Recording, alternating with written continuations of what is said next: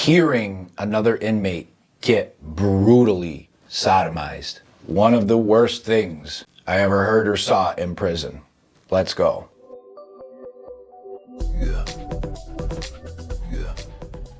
K-Rugs, the Soberdog, coming at ya. Haven't done a lot of prison videos in a while, so I'm gonna do one. If you enjoy this video or any other Soberdogs videos, hit that subscribe with your dog's paw. Really appreciate it. Notification, share, you guys know the deal. Thank you. And check out Soberdog's Patreon if you would like to help support us. This was probably one of the worst things I heard or saw in prison. It was also a huge lesson for me too. I learned a very valuable lesson during this event. Helped me, throughout the rest of my time, learn how to maneuver and navigate. So this was earlier on when I got arrested, probably 6 months into the time.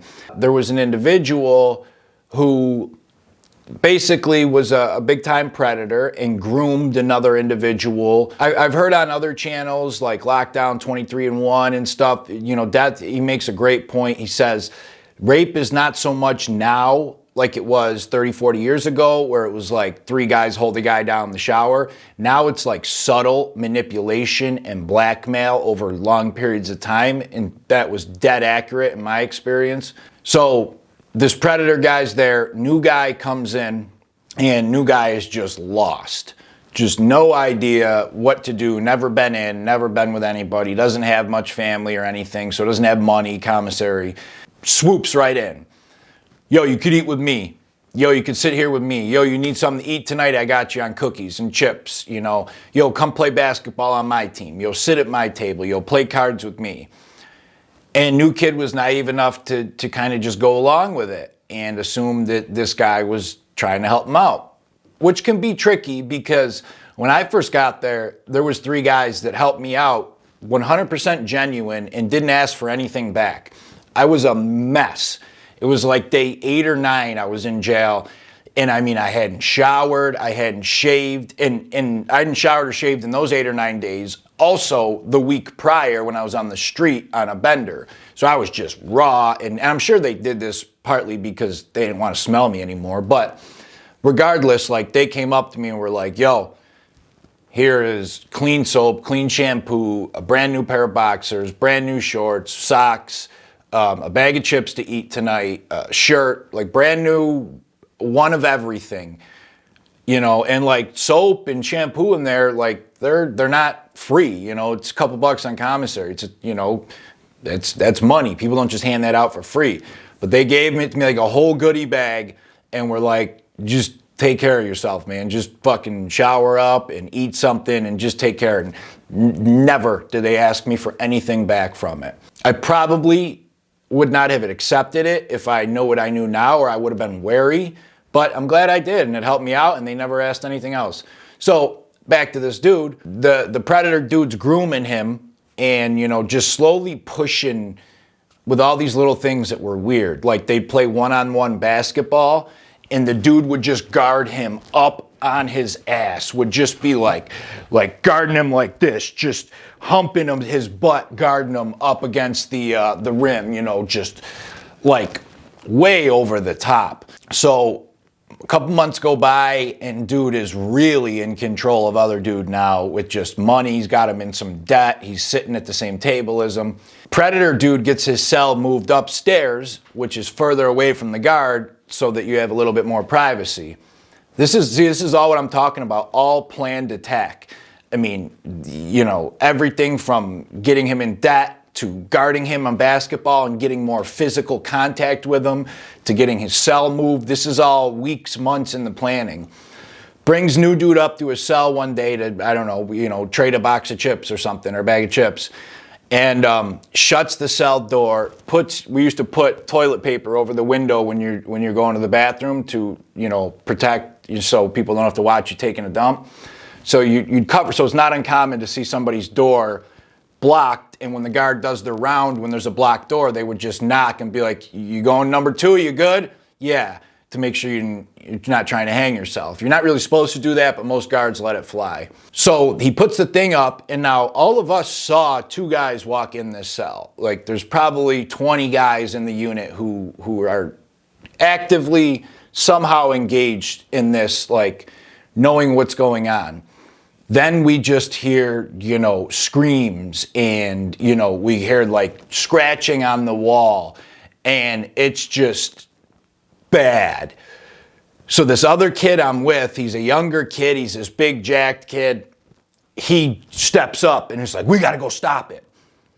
This other guy is like, yo, I would highly suggest you mind your own business. A guy who's done time before.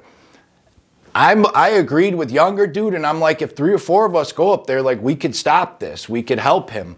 And there was a couple of other OGs like, you guys do what you want, but, mind your own business is a good philosophy. And they're also like, then whatever you see, there's a good chance they're going to ask you to testify in court. Who knows, you go up there, then you're in a cell and you're in the fight. Like, there's a lot of variables. And the one kid who was all hyped up, wanted to do it, basically calmed down and assumed that the guard would have to hear it or know what was going on very shortly. What he did before is dude blasted the TV to kind of distract the guard, so there's just all these loud noises going on anyway. So young kid comes out and he's just like, he's shaking and he's bleeding a little bit and his face is beet red, and he just like beelines downstairs, and he's all, doesn't go up to the guard or anything, just goes in the corner. Predator dude comes out, walks down like nothing happened. Tries to go talk to the kid. Kid left, walked away, locked himself in his cell. Me and Predator dude didn't get along from the start. He immediately started saying shit to me, then I started saying shit back. He didn't like me, I didn't like him. So after this happened, it was like gave me fuel to confront him, and like, I'm gonna go blast this dude. I'm gonna go knock him out. My buddy grabs me. I was gonna go one day, he was near his cell. I was like, perfect time, I'm hopped up, I'm like ready to go. I'm like 6 months in there, so I detoxed from everything. I got my energy back, I've been working out. Predator dude has done a lot of time. He's done like 20 something years. Attica, all those hard places. So my buddy who did time too grabs me and is like, do not fucking do that. And I'm like, why? He's like, do not get involved in his business, leave him the fuck alone, trust me. And I'm, what are you talking about? And the kid who grabbed me, I knew very well. Like he genuinely was one of my 2 people in there that like we watched each other's back. He's like, I was with so-and-so the other day. They knew each other from the street somehow. My buddy and Predator dude. So he's like, I was up near his cell the other day. He's got a banger this big in there. I don't know how he got it. I have no idea, but it's one of the biggest fucking bangers I've seen in here. Basically, that's a knife. He had this giant piece of metal that he's been sharpening daily. So my buddy grabbed me and saved me from going up there and confronting this dude and getting into it with him, and then he stabs me with this giant fucking thing.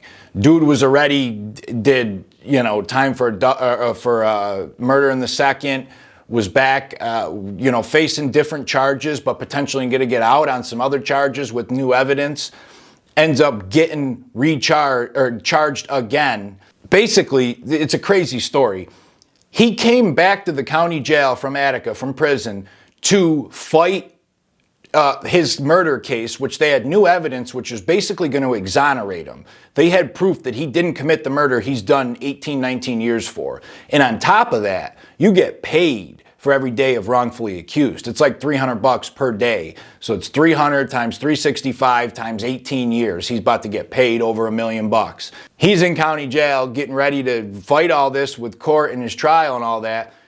Rapes this other dude and ends up, the young kid went down to the nurse the next morning, admitted everything to the nurse who got the guards involved. They come up and charge Predator dude, who gets off on his murder but now has rape and ends up going up and getting another 14, 15 years. The whole story was insane, but I remember hearing that kid in that cell and just feeling terrible and wanting to do something, and just, it's a new area, it's a new environment. It's fucking wild, to say the least. And I'm also glad my buddy grabbed me, because size in there, if you're straight up going on a one-on-one fight, can definitely help. but doesn't really mean shit when some of these dudes just got blades and fought one dude, and then there's 4 behind me that are his fellow gang members that I didn't see, and they just beat you senseless. So there's all these scenarios to keep an eye on, and it just sucked. I'm sorry for the poor kid that was involved. You gotta have that balance of like self-preservation and like trying to help out people in there, because it really is this fucked up balance. And I've seen so many guys who are nice people help out and just get railroaded and then taken advantage of and manipulated, and just because they're just nice people. The screams, I remember that shit.